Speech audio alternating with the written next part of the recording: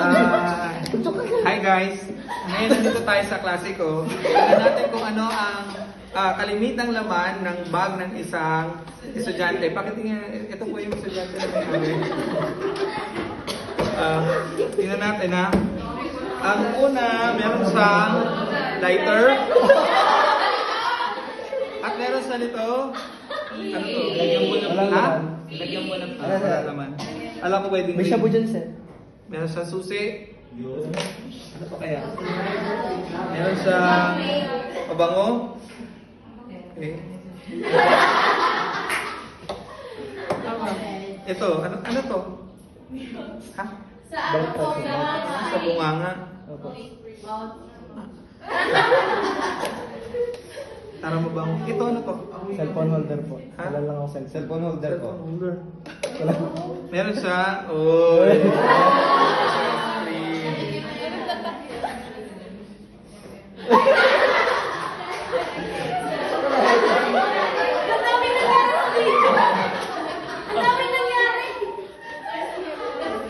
At meron. Ano to? Ano? Mac ba to? Yang ano to? Sa boxer. Ano? Mabango po yan. Firm and shape. Matte or parang glossy? Mat po. Matte. Color green. Yung sa akin color gray. Ha? Ito po. At meron sa ito. Meron sa ang charger niya is Infinix. Mayaman. Meron din po siyang ganito. Basura na yan. Nalaban na yan. Ito niya ginamit. Buksan natin yung mas malaking compartment kung ano po ito naman.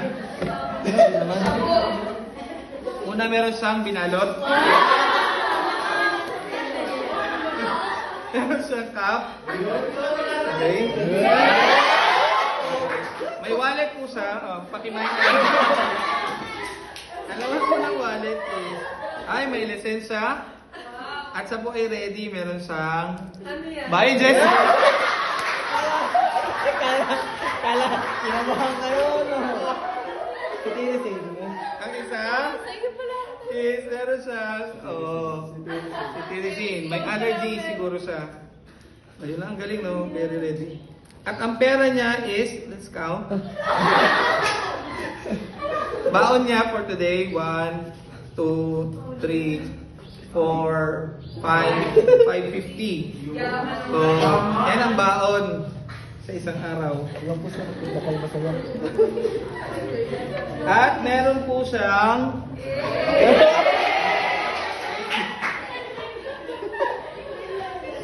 okay. Ano pa? May reviewer din sa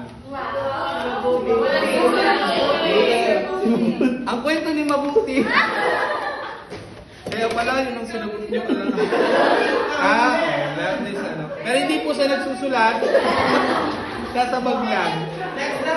At Wala na sir. ang mahalaga, meron siyang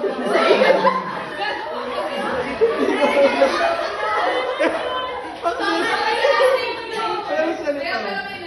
At may panyo na color pink. At may sipon. Alright sir. Bye-bye. Salamat. Alright. Tama na. Ako na sir.